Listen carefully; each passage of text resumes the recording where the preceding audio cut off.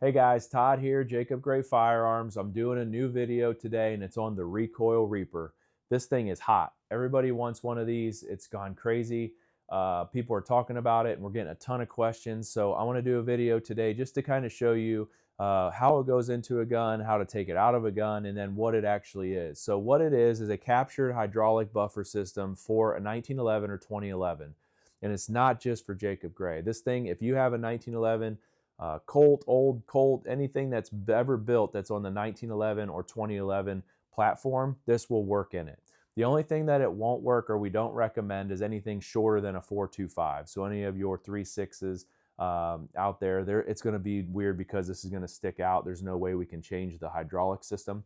But from a 4.25 out to a 5, this thing will drop right into your everyday setup, and it should help reduce recoil by about 20 to 30%. I've set this out for 6 months. I've been shooting with guys at the range with one in a gun and one without. And every time the guy that shoots the one with the Recoil Reaper goes, man, there's something different about this gun. How'd you tune this? Why is it different? And what they're not feeling is that pressure against their palm on the recoil. It's less, so it's just a better shooting experience. So you get better follow-up shots, shootabilities there. So we're really excited about the Recoil Reaper. It's $229 MSRP on our website. They're at dealers as well.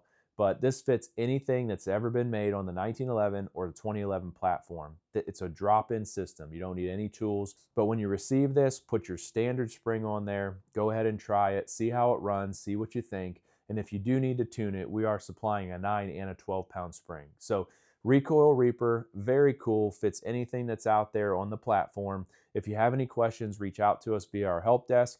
But this video, I hope, answers some questions, and I'll show you a little bit more when I go over to the bench. But we really appreciate your business, and we just hope you keep pushing for Jacob Gray. Follow us on socials, share it, like it, tell your friends about it. But we're really excited. The Recoil Reaper, new for 2026, going to change the industry. Have a great day. We'll see you soon. Okay guys, so now I'm over here at my bench, and what I want to do is I want to show you how the Recoil Reaper can be installed and then field stripped. There's some tricks of it because of the hydraulic. It's not your traditional toolless guide rod or two-piece guide rod. So there's a little bit of stuff you have to know to just make sure that you're not struggling.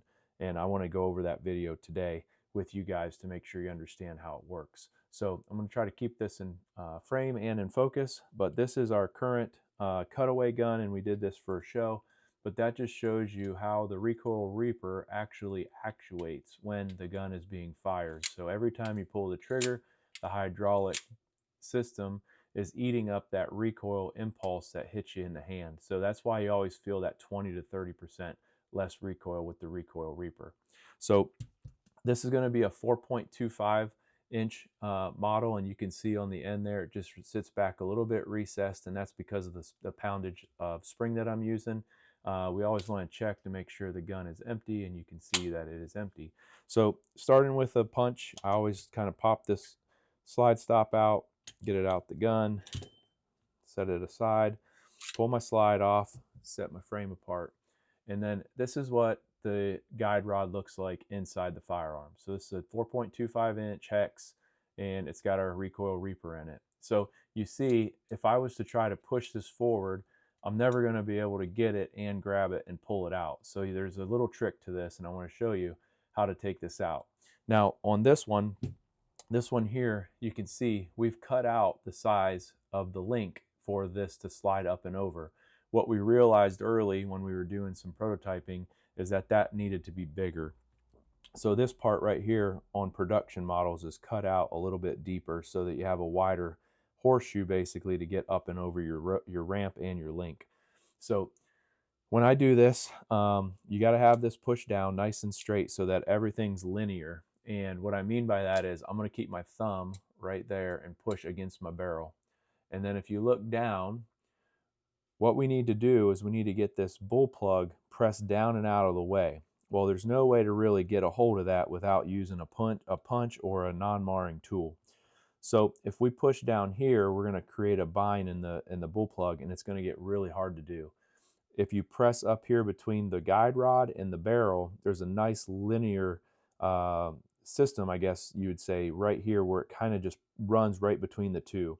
So I'll take my punch, nice and easy, and I'm going to get right on that section between the barrel and the bull plug, and I'm going to push this down and out of my way. And you're going to feel it kind of click, or the saddle will go sideways. You can see I get plenty of space there. Now I get that locked up against my front of my dust cover. Now it's under tension. You have to be careful. But when that comes out of tension, you see that pops my guide rod right up and out of the way. And now my spring and my guide rod is totally apart. So now I can field strip the firearm, and that's how you take apart a Recoil Reaper from a current firearm setup. So now what I want to do, now that I've field stripped and cleaned my gun, I need to get it back together. This is a little bit easier than taking it apart because of the way that the guide rod goes back into the firearm versus how it comes out when you have to use your tool to get that, release that pressure off of your bull plug. So we're going to take this, make sure everything's oiled up. I'm not going to do that right now because of time constraints, but I'm going to do this. I'm going to get my bull plug saddled down. And remember, there's always a little ledge in here. So I always take something to help me lift that. So I'm going to put that in there, take my punch, lift up on it. There you go, slides right in. So my bull plug is in place. Remember, the production models have a bigger saddle than what this is, so it'll actually slide in even easier than what I'm going to show you. And then we take this spring, slide it into our bull plug, take our thumb, press down, make sure your barrel stays seated or it'll want to slide out the front of your gun.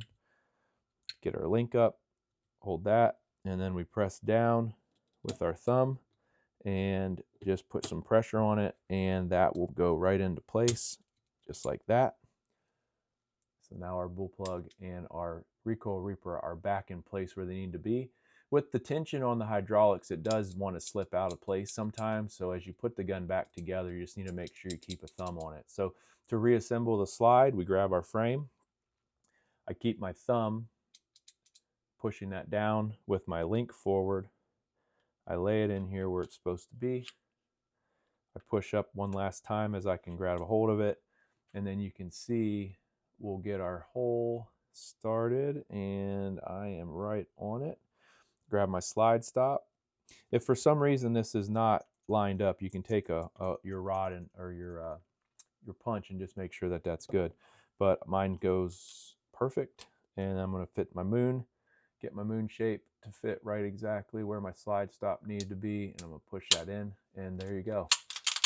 I have a fully disassembled and reassembled 4.25 inch with a Recoil Reaper, and that is how you do it. So again, this is what it looks like when it's inside the gun and how it actuates, but you're going to have a blast, and that's how you disassemble and reassemble your gun to work with a Recoil Reaper. Hope you have a good day. Thanks for your business.